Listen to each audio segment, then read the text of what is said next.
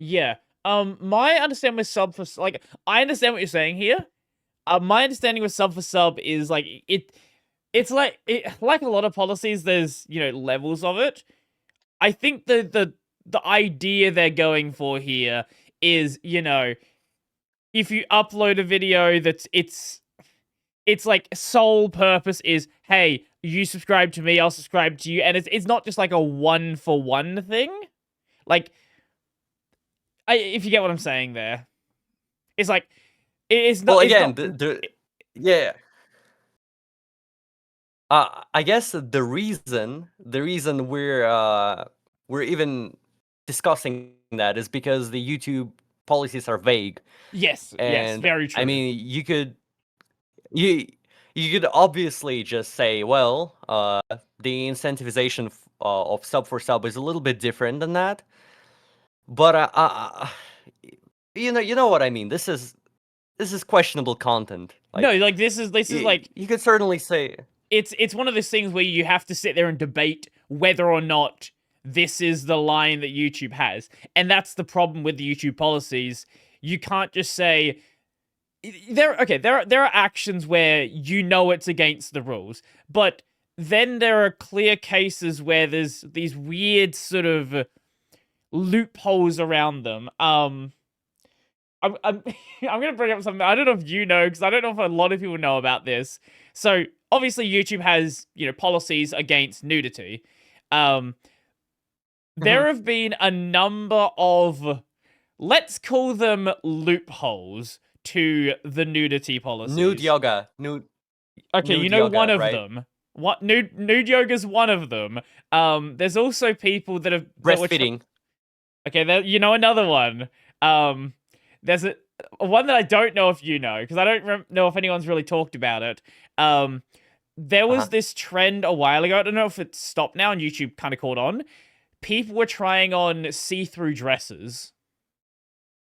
Oh my god, seriously? I've not heard of that.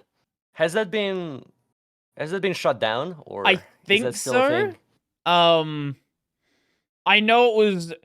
It's sort of like went under everybody's radar. I've never heard anyone talking about it, but for some reason my podcast channel just got like funneled into that algorithm. I never watch any content on this channel, so it is a prime example like of like whatever weird stuff shows up on YouTube. Oh yeah, right, because it has nothing to go off of, so it Yeah, just, yeah. it shows random videos which are I guess trending, in some Yeah, yeah, sense. yeah. I mean, have you noticed yourself that the algorithm sometimes, resets in quotation marks, Mm. I mean. So, air quotes. So, sometimes when you watch YouTube, do you watch YouTube often actually? Yes, yes. Oh, on your personal channel, yeah. Yeah, yeah, yeah. So, what I notice sometimes, since I also watch YouTube quite often, I mean, I did watch it more often before. Now I don't really watch it because I don't have time. So, the algorithm resets every 6 months or so, and you get like all the viewed videos, like Mm. maybe maybe with 0 views even, and Mm, all the mm. old videos show up in your feed, and it's kind of weird, but it's a reoccurring trend. It's been happening, I guess, since maybe 2020. I've seen that happen before, so they definitely made some changes to the algorithm internally. Yeah, I got recommended a video the other day. Um, I think it's a video that I first saw, I reckon 16 years ago. And just out of nowhere, I didn't watch any content similar to it, anything like that. It's just like, hey, you're Australian. Here's this video. Enjoy. You've probably seen it before. And I looked at the comments, and I went to newest, and there was just hundreds of new comments. Like, I forgot this video existed. This got recommended to me out of nowhere. It's just like, this just seems to randomly happen. You see this also with I I get these other random videos where it's a channel with like 5 subs, and this one video has like 300,000 views. Yeah, the algorithm is pretty much made random. Mhm. but it's pretty predictable because I think you've heard of the trend called faceless channels, which are creating AI slop Ah, to earn money. Have you heard of yes. that? Yes, yes, yes. Basically, the idea is you find a niche for your channel. For example, you create financial stuff.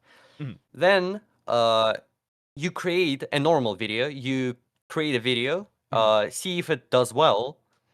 If it doesn't do well, well, you have to retry.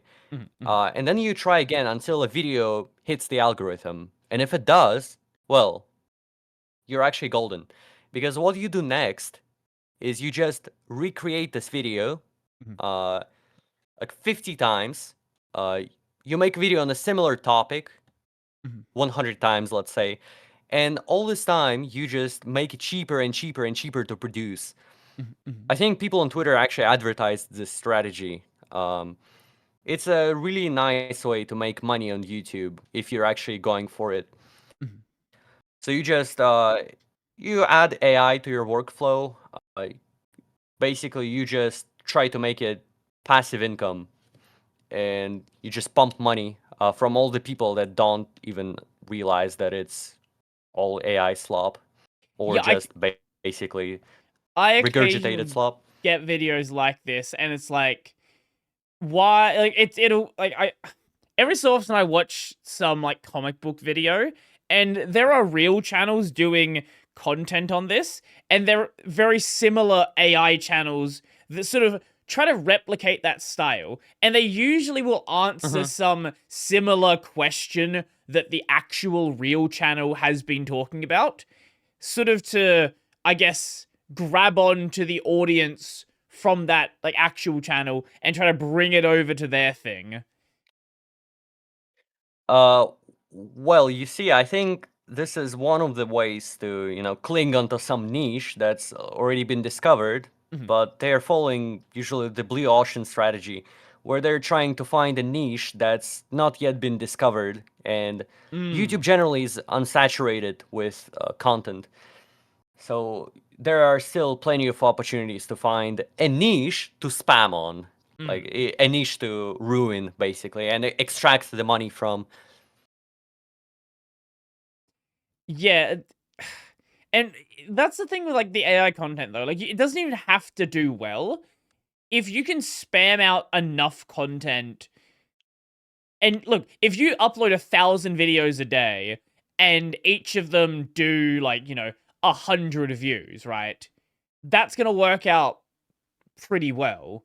And there was a channel that was doing this. Mm, Well, there was a channel that was doing this like a long time ago before like the AI stuff became super popular, where it was literally just scraping Stack Overflow, taking questions and answers from Stack Overflow, but not saying it's Stack Overflow, just making the title whatever the question on Stack Overflow was, and then taking the answer to the question. oh, This, I've seen that. I yeah, this think has I've been seen that. happening for Yeah. years.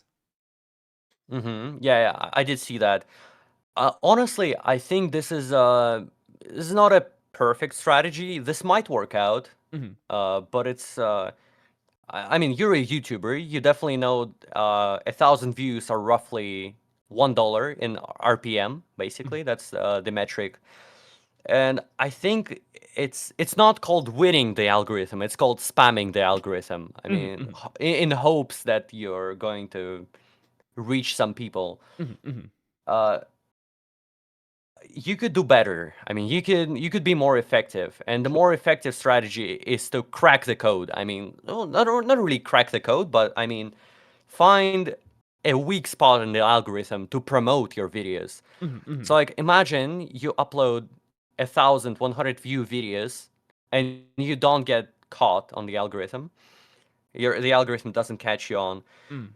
but instead you research everything super well, uh, make 100 videos that don't hit, and then the 101st video actually gains like 1000x views than all the previous ones.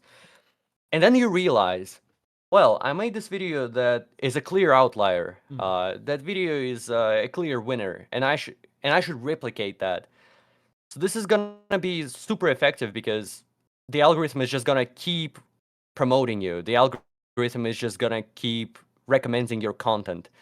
So it's nicer to research different parts of the niche and trying to get attention to at least one of your videos to then promote your channel.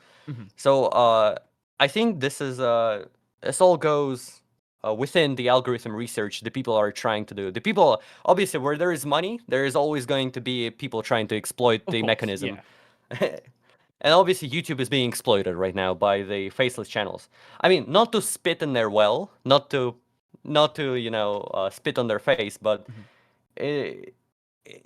these are just people that are trying to make business on YouTube, and I don't really blame them. Sure. I don't really blame them. I'm just not a person to do that personally. So the only problem this brings to us normal YouTubers, which are just enjoying their hobby and sharing with everybody else, is that they're saturating the market. They're sucking all of the people's attention to their content, which is poorly done. I mean, not poorly done, but I mean cheaply done. Done without a soul, and just done for the money. So this is the only problem that occurs with us. That's the only conflict of interest, I would say. And different people try different things, and the Stack Overflow thing you mentioned is just one of these researchers trying to crack the code of the algorithm and see whether that's going to be effective or not. And the faceless channels, they've done this successfully, and they're just earning so much money. Actually, you can manage 5 content. Oh my god! You can actually manage 5 channels at once, like this, simultaneously, and it's not gonna take you 6 hours. It's gonna be like 4 hours per day of commitment to these channels, and you're gonna have basically semi-passive income. 5 digits monthly. Imagine that. That's 6 digits monthly in USD. That's crazy, isn't it? So that's the current loophole in YouTube, and I'm not sure if they're going to close it or not. It's rather beneficial both for the faceless creators and the people who are running YouTube, because they're making money at scale. So does it really matter to them? It Yeah, doesn't violate the policies. right. To YouTube, what matters is attention on the platform and basically attention on the platform and ad views.